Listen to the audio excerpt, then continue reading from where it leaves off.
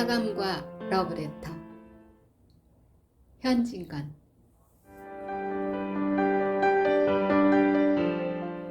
시 여학교에서 교원 겸 기숙사 사감 노릇을 하는 비여사라면 딱장대요 독신주의자요 찰진 야속꾼으로 유명하다. 40에 가까운 노처녀인 그는 주근깨 투성이 얼굴이 처녀다운 맛이란 약에 쓰려도 찾을 수 없을 뿐인가. 시들고 거칠고 마르고 누렇게 뜬 품이 곰팡스런 굴비를 생각나게 한다.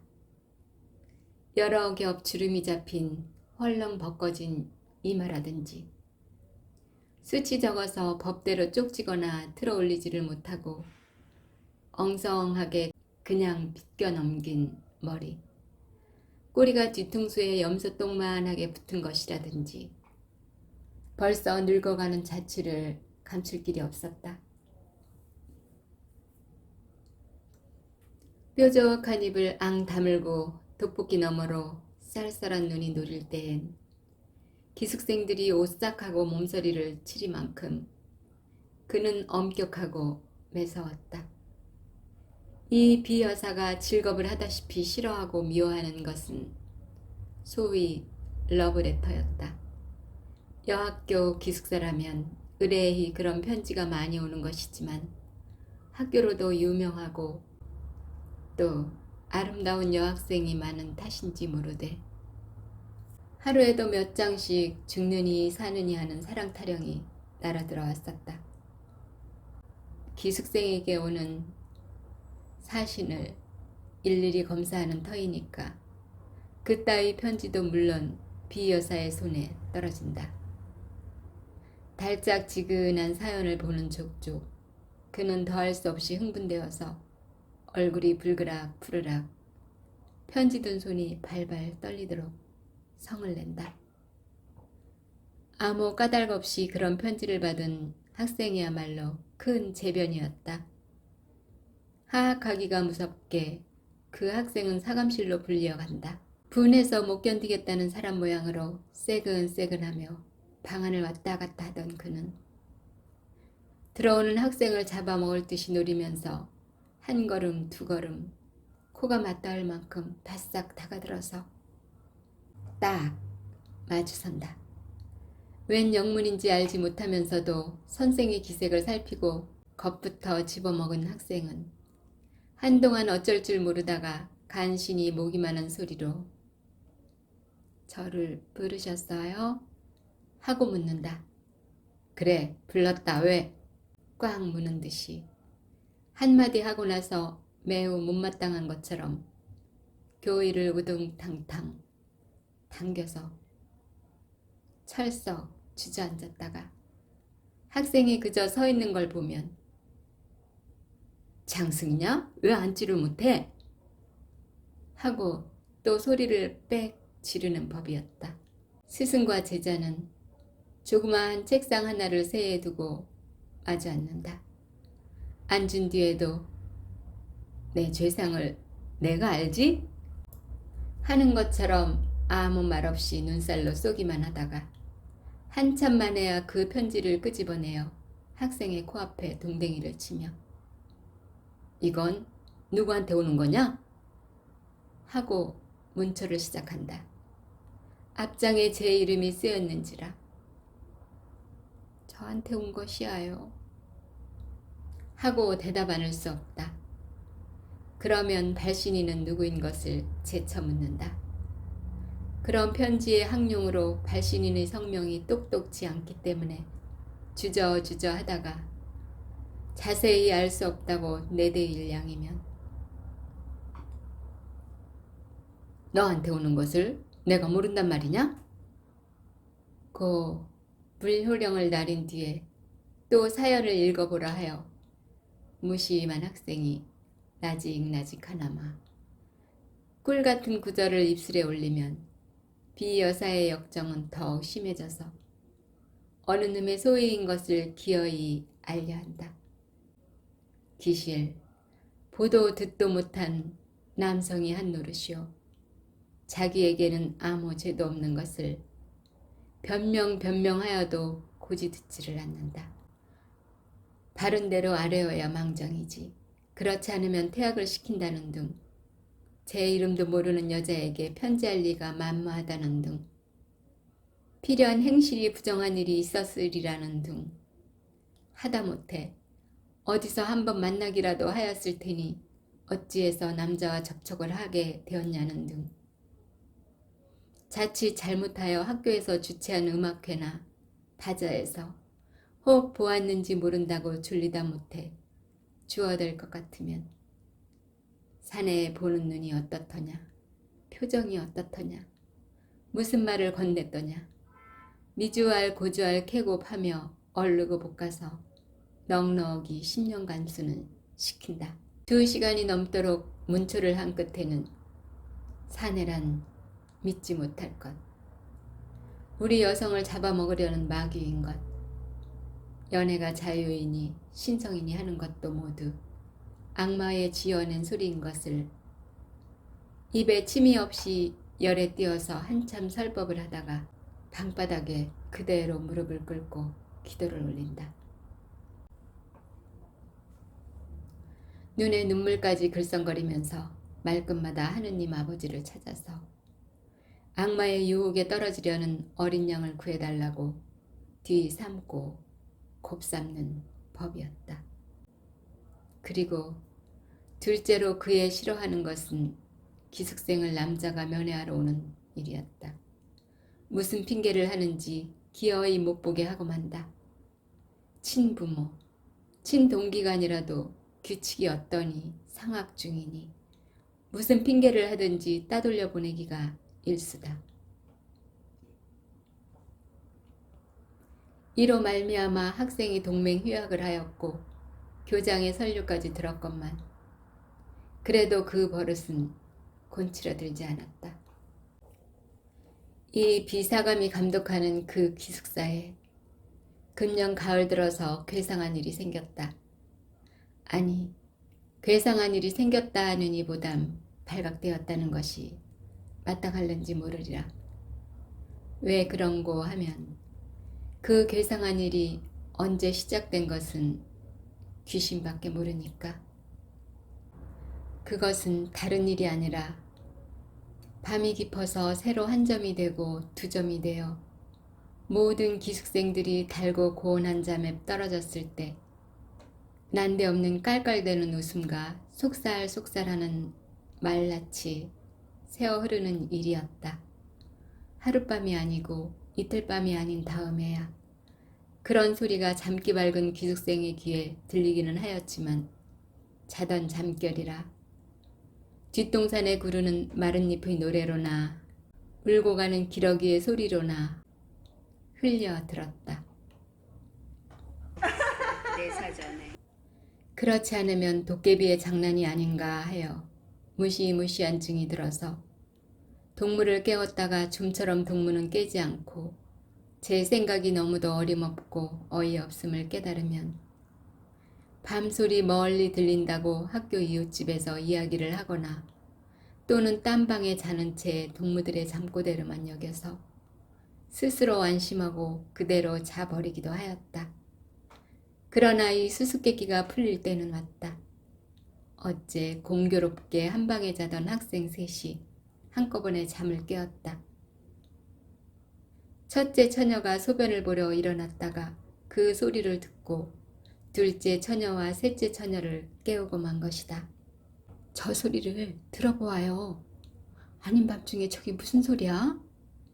하고 첫째 처녀는 호동그레진 눈이 무서워하는 빛을 띈다. 어젯밤에 나도 저 소리에 놀랬어. 도깨비가 났단 말인가? 하고 둘째 처녀도 잠 오는 눈을 비비며 수상해한다. 그 중에 제일 나이 많을 뿐더러 장난 잘 치고 짓궂은 짓 잘하기로 유명한 셋째 처녀는 동무 말을 못 믿겠다는 듯이 이윽히 귀를 기울이다가 나는 수상한걸? 나도 언젠가 한번 들어본 뵙도 있구먼. 뭘, 자 많이 오는 애들이 이야기를 하는 게지. 이때 괴상한 소리는 떼떼굴 웃었다. 새 처녀는 으쓱하며 귀를 쏘스라쳤다. 적적한 밤 가운데 다른 파동 없는 공기는 그 수상한 말낯을 곁에서나 나는 듯이 또렷또렷이 전해주었다. 오, 태훈씨, 그러면 찾기 좋을까요? 간드러진 여자의 목소리다. 경숙 씨가 좋으시다면 네 얼마나 기쁘겠습니까? 아, 우주 경숙 씨에게 바친 나의 타는 듯한 가슴을 이제 아셨습니까? 정열에 띈 사내의 목청이 분명하다. 한동안 침묵. 이제 그만 놓아요. 키스가 너무 길지 않아요? 행여 남이 보면 어떡해요? 아양 떠는 여자 말씨. 길수록 더욱 좋지 않아요? 나는 내 목숨이 끊어질 때까지 키스를 하여도 길다고는 못하겠습니다. 그래도 짧은 것을 하나겠습니다. 사내의 피를 뿜을 듯한 이 말끝은 계집의 자지러진 웃음으로 묻혀버렸다. 그것은 묻지 않아도 사랑에 겨운 남녀의 허물어진 수작이다. 간검이 지독한 이 기숙사에 이런 일이 생길 줄이야. 새 처녀는 얼굴을 마주 보았다. 그들의 얼굴은 놀랍고 무서운 빛이 없지 않았을 때 점점 호기심에 번쩍이기 시작하였다. 그들의 머릿속에는 한결같이 로맨틱한 생각이 떠올랐다. 이 안에 있는 여자 애인을 보려고 학교 근처를 뒤돌고 곱돌던 사내. 애인이 타는 듯한 가슴을 걷잡다 못하여 밤이 이슥하기를 기다려 담을 뛰어넘은지 모르리라. 모든 불이 다 꺼지고 오직 밝은 달빛이 은가루처럼 서린 창문이 소리 없이 열리며 여자 애인이 흰 수건을 흔들어 사내 애인을 부른지도 모르리라. 활동 사진에 보는 것처럼 기나긴 피륙을 나리어서 하나는 위에서 당기고 하나는 밑에 매달려 디릉디릉 하면서 올라가는 전경이 있었는지 모르리라. 그래서 두 애인은 만나가지고 저와 같이 사랑의 속살거림에 잦아졌는지 모르리라. 꿈결 같은 간정이 안개 모양으로 흐릿하게 무지개 모양으로 부시게 새 처녀의 몸과 마음을 휩싸 돌았다. 그들의 뺨은 후끈후끈 달았다. 괴상한 소리는 또 일어났다. 난 싫어요. 난 싫어요. 당신 같은 사내는 난 싫어요. 이번에는 매몰스럽게 내어대는 모양. 나의 천사, 나의 하늘, 나의 여왕, 나의 목숨, 나의 사랑. 나를 살려주시어요. 나를 구해주어요. 사내에 애를 줄이는 간청. 우리 구경 가볼까? 짓궂은 셋째 처녀는 몸을 일으키며 이런 제의를 하였다. 다른 처녀들도 그 말에 찬성한다는 듯이 따라 일어섰으되 의아한 공구와 호기심이 뒤섞인 얼굴을 서로 교환하면서 얼마쯤 망설이다가 마침내 가만히 문을 열고 나왔다. 쌀벌레 같은 그들의 발가락은 가장 조심성 많게 소리나는 곳을 향해서 곰실곰실 기어간다. 컴컴한 복도에 자다가 일어난 새 처녀의 흰 모양은 그림자처럼 소리 없이 움직였다. 소리나는 방은 어렵지 않게 찾을 수 있었다. 착고는 나무로 깎아 세운 듯이 주춤 걸음을 멈출 만큼 그들은 놀래었다.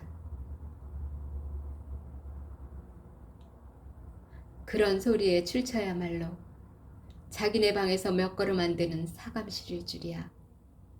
그럴 듯이 사내라면 못 잡아먹어 하고 침이라도 베었는 듯하던 비 여사의 방일 줄이야. 그 방에선 여전히 사내의 비두발과라는 푸념이 되풀이하고 있다. 나의 천사, 나의 하늘, 나의 여왕, 나의 목숨, 나의 사랑. 나의 애를 말려 죽이실 테요. 나의 가슴을 뜯어 죽이실 테요. 내 생명을 맡으신 당신의 입술로. 셋째 처녀는 대담스럽게 그 방문을 빠끔히 열었다. 그 틈으로 여섯 눈이 방 안을 향해 쏘았다. 이 어쩐 기괴한 광경이냐. 전등불은 아직 끄지 않았는데 침대 위에는 기숙생에게 온 소위 러브레터의 봉투가 너저분하게 흩어졌고 그 알맹이도 여기저기 두서없이 펼쳐진 가운데 비 여사 혼자 아무도 없이 제 혼자 일어나 앉았다. 누구를 끌어당길 듯이 두 팔을 버리고 안경 벗은 근시 안으로 잔뜩 한 곳을 노리며 그 굴비쪽 같은 얼굴에 말할 수 없이 애원하는 표정을 짓고는 키스를 기다리는 것 같이 입을 쫑긋이 내어민 채 사내의 목청을 내어가면서 아깐 말을 중얼거린다. 그러다가 그 넋두리가 끝날 겨를도 없이 급작스레 앵돌아지는 신용을 내며 누구를 뿌리치는 듯이 연애 손짓을 하며 이번에는 톡톡 쏘는 계집의 음성을 지어 난 싫어요. 당신 같은 사내는 난 싫어요. 하다가 제풀에 자지러지게 웃는다. 그러더니 문득 편지 한 장을 집어들어 얼굴에 문지르며 정 말씀이하여 나를 그렇게 사랑하셔요. 당신이 목숨같이 나를 사랑하셔요. 나를, 이 나를 하고 몸을 추스르는데 그 음성은 분명히 울음의 가랑을 띄었다. 흐그머니 저게 무슨 일이야? 첫째 소녀가 소근거렸다. 아 미쳤나봐. 한밤중에 일어나서 왜 저러고 있을꼬? 둘째 처녀가 맛방망이를 친다. 아 불쌍해 하고 셋째 처녀는 손으로 고인 때 모르는 눈물을 씻었다.